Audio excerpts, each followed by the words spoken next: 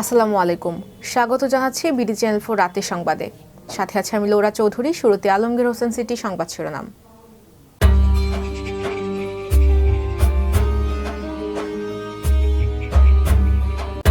নির্বাচনে দায়িত্বপ্রাপ্তরা গণভোটের পক্ষে বিপক্ষে প্রচারণা করতে পারবেন না, ইসি আনোয়ারুল। দ্বিধাদ্বন্দ্ব ভুলে ঐক্যবদ্ধ হয়ে কাজ করার করুণ ময়মনসিংহের তারেক রহমান। ঈশ্বরগঞ্জে নিখোঁজের 15 ঘন্টা পর যুবকের মরদেহ উদ্ধার। কিশোরগঞ্জের রেল স্টেশনে অবৈধ বিদ্যুৎ বাণিজ্য, মাসে 500 টাকা করে আদায়ের অভিযোগ রেল কর্মচারীর বিরুদ্ধে। পশ্চিম তীরে ইতালির পুলিশকে বন্দুকের মুখে হুমকি, ইসরায়েলি রাষ্ট্রদূতকে তলব করল ইতালি। ভারত থেকে সরে যাচ্ছে টি-20 বিশ্বকাপ। শুনছিলেন আলমগীর হোসেন সিটি সংবাদ শিরোনাম। এবার সিটিলে বিস্তারিত।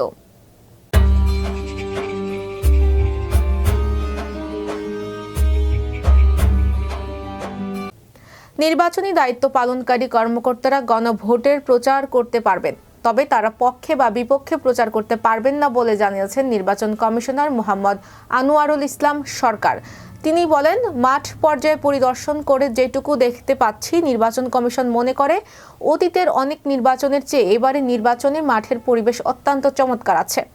আজ আগারগাঁওস্থ নির্বাচন ভবনে নিজ দফতরে সাংবাদিকদের প্রশ্নের জবাবে তিনি এসব কথা বলেন।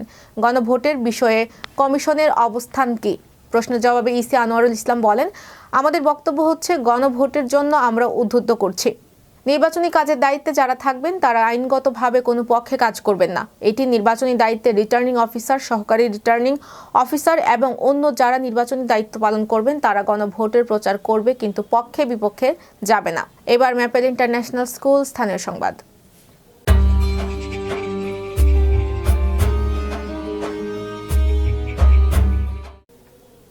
অবশেষে ময়মনসিংহ বিভাগের নির্বাচনী সমাবেশের মঞ্চে উপস্থিত হলেন বাংলাদেশ জাতীয়তাবাদী দলের চেয়ারম্যান তারেক রহমান।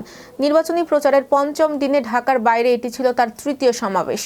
আজ বিকেল ময়মনসিংহস্থ জেলা সার্কিট হাউস মাঠে আয়োজিত এই বিশাল নির্বাচনী সমাবেশে বিকেল 4:03 মঞ্চে ওঠেন তারেক রহমান। যদিও বিএনপির পক্ষ থেকে জানানো হয়েছিল বেলা 2:30টায় তিনি বক্তব্য রাখবেন। মঞ্চে ওঠার আগে তারেক রহমান সমাবেশ স্থলের পাশে জুলাই আন্দোলনের আহত ও শহীদ পরিবারের সদস্যদের সঙ্গে কুশল বিনিময় করেন। এই সময় স্থানীয় নেতাকর্মীদের স্লোগানে তাকে উষ্ণ অভ্যর্থনা জানান। তারেক রহমানের আগমন, শুভেচ্ছা, স্বাগতম এবং আগামী দিনের প্রধানমন্ত্রী তারেক রহমান, এমন স্লোগানে মুখর হয়ে ওঠে পুরো সার্কিট হাউস মাঠ। ময়মনসিংহের পক্ষ থেকে তাকে লাল গোলাপ দিয়ে শুভেচ্ছা জানানো হয়।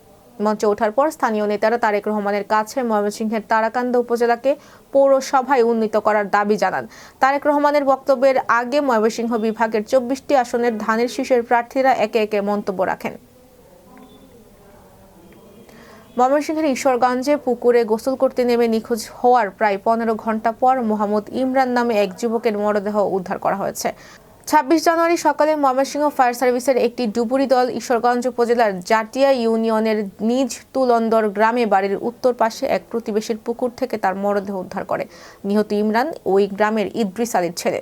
পরিবার সূত্রে জানা যায়, ইমরান বাক প্রতিবন্ধী ছিলেন এবং মৃগী রোগের আক্রান্ত ছিলেন। এরপর স্থানীয়রা পানিতে নেমে পুকুরের বিভিন্ন স্থানে খোঁজাখুঁজি করলেও তার সন্ধান পাওয়া যায়নি। পরে বিষয়টি ঈশ্বরগঞ্জ ফায়ার সার্ভিসকে অবহিত করা হয়। ঈশ্বরগঞ্জ ফায়ার সার্ভিস স্টেশন ডুবুরি ইউনিট না থাকায় পরদিন ভোরে ময়মনসিংহ থেকে একটি ডুবুরি দল এসে অভিযান চালিয়ে মরদেহ উদ্ধার করে। কিশোরগঞ্জ রেল স্টেশন এলাকায় দীর্ঘদিন ধরে অবৈধভাবে বিদ্যুৎ ব্যবহার করে আসছে বিভিন্ন দোকানপাট, ব্যবসা প্রতিষ্ঠান ও আশপাশের বসতবাড়ি।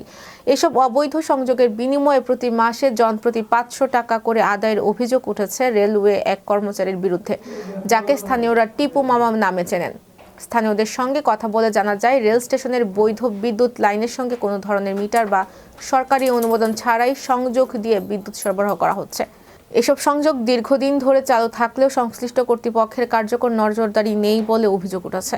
অভিযোগ অনুযায়ী রেলওয়ের ওই কর্মচারী অবৈধ সংযোগগুলোর তদারকি করেন এবং প্রতিটি দোকান ও বসতবাড়ি থেকে মাসে নির্দিষ্ট হারে 500 টাকা করে আদায় করেন।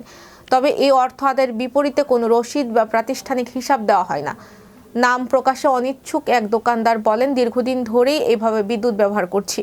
মাস শেষে টাকা না দিলে সংযোগ কেটে দেওয়ার হুমকি দেওয়া হয়। এবার জীবনদীপ হেলথ সেন্টার আন্তর্জাতিক খবর।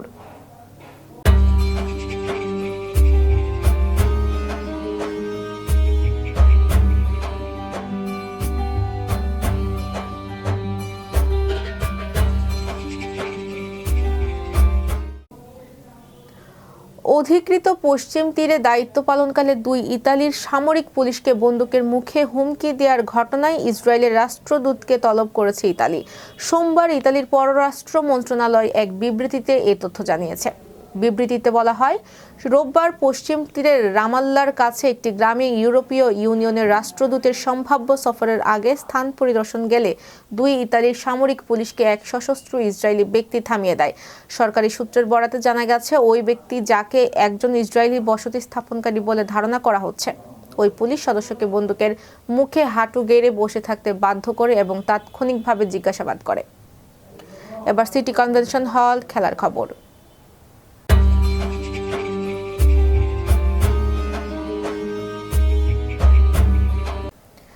নিরাপত্তা ইস্যু নিয়ে বিসিবি আইসিসি দ্বন্দ্বের রেশ কাটতে না কাটতেই নতুন সংকটে 2026 টি-20 বিশ্বকাপ। ভারতে প্রাণঘাতী নিপাহ ভাইরাসের প্রাদুর্ভাব দেখা দেওয়ার টুর্নামেন্ট আয়োজন নিয়ে বড় ধরনের অনিশ্চয়তা তৈরি হয়েছে। আগামী 7 ফেব্রুয়ারি থেকে আসরটি শুরু হওয়ার কথা থাকলেও ভাইরাসের সংক্রমণ উদ্বেগ বাড়াচ্ছে আয়োজকদের। ভারতের পশ্চিমবঙ্গ রাজ্যে নতুন এই স্ট্রেনের নিপাহ ভাইরাসের সংক্রমণ শনাক্ত হয়েছে। এই পর্যন্ত 1 চিকিৎসক ও 2 নার্স সহ মোট 5 জন আক্রান্ত হন। তাদের অবস্থা বর্তমানে আশঙ্কাজনক।